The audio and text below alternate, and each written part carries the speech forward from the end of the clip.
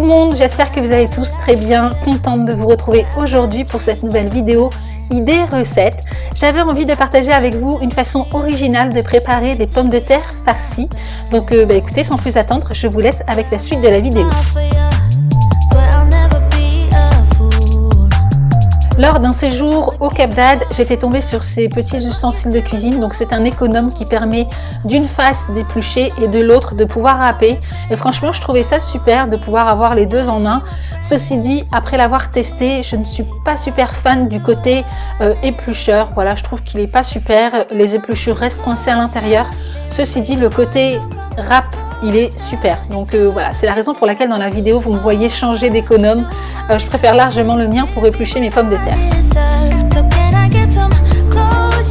J'épluche donc mes pommes de terre, puis je coupe les bouts pour pouvoir en fait faire tenir la pomme de terre à la verticale.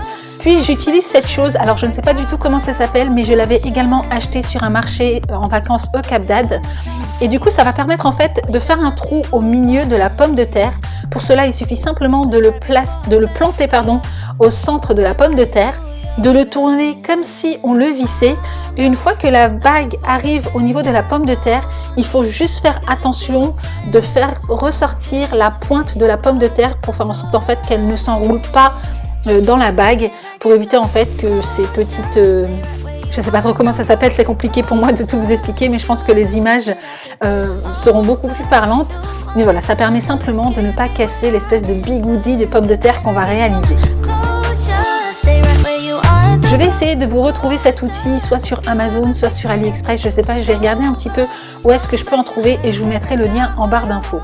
Donc là, comme vous pouvez le voir, ça me fait une espèce de spirale de pommes de terre. C'est juste trop joli, je trouve. Je trouve que c'est une façon originale de pouvoir présenter des pommes de terre. Donc après, pour la cuisson, bon, moi j'ai préféré les faire au four, mais honnêtement je pense que ce sera meilleur à la friteuse, puisque au four ça fait surtout cuire au niveau de la surface. Mais ceci dit, c'était tout de même très très bon.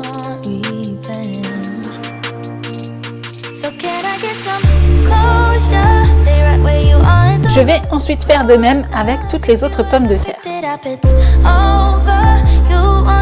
Après ça, je viens éplucher puis râper mes carottes puis des courgettes. Donc après, vous pouvez utiliser les légumes que vous voulez, hein, voilà, peu importe. Mais le but est de vraiment pouvoir les râper. Donc pour ça, j'utilise simplement mon économe que je vous ai présenté en début de vidéo.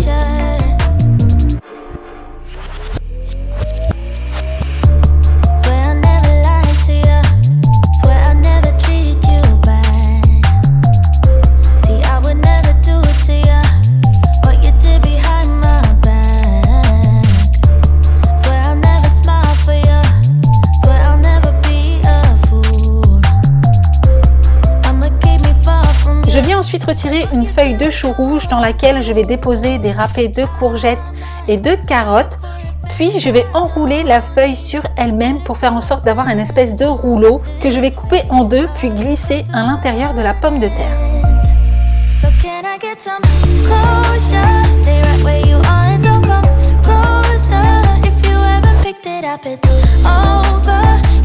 Faites en sorte que votre rouleau soit quand même assez bien compact quand vous le glissez dans la pomme de terre pour éviter justement que les râpés de légumes se faufilent un petit peu partout lorsque vous allez couper votre pomme de terre en rondelles.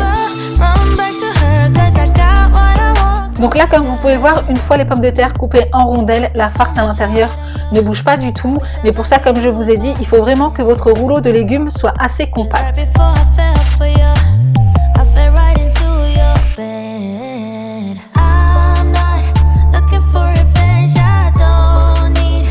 Ayant un de mes enfants qui n'aime pas le chou rouge, je lui ai réalisé la même chose, mais sans la feuille de chou bien sûr, simplement avec les carottes et les courgettes râpées.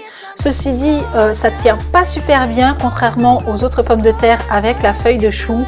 Donc voilà, il faut simplement pas trop les manipuler, mais sinon ça devrait aller.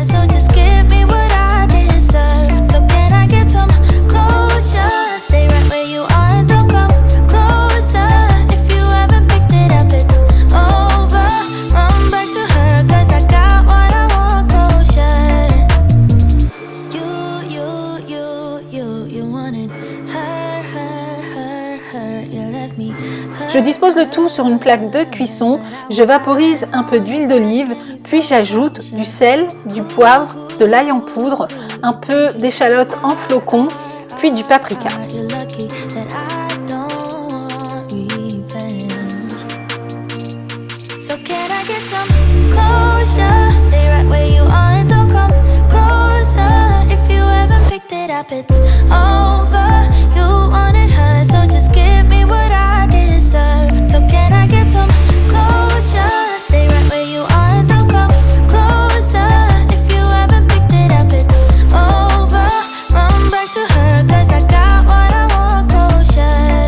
J'enfourne le tout pendant une vingtaine de minutes à 180 degrés.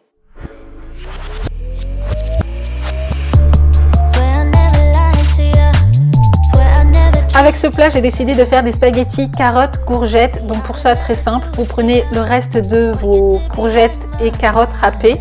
Vous les mettez dans une poêle préalablement huilée à l'huile d'olive.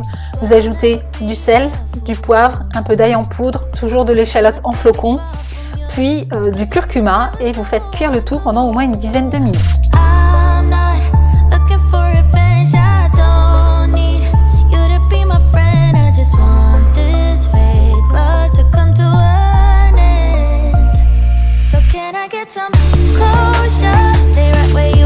Voilà donc le résultat. Franchement, j'adore. Je trouve que c'est une façon originale de présenter ces pommes de terre, autre qu'en gratin, qu'en pommes de terre rissolées, qu'en pommes de terre au four ou peu importe. Donc voilà, nous on a adoré. J'ai décidé d'accompagner ce plat avec une paupiette de veau que j'ai simplement fait cuire au four. Donc voilà, j'espère sincèrement que cette vidéo vous aura plu. Si vous reproduisez cette recette, n'hésitez pas à me la partager soit sur Instagram ou à me donner votre retour en commentaire dans cette vidéo. Et donc, en attendant une prochaine, prenez soin de vous et moi je vous fais d'énormes bisous.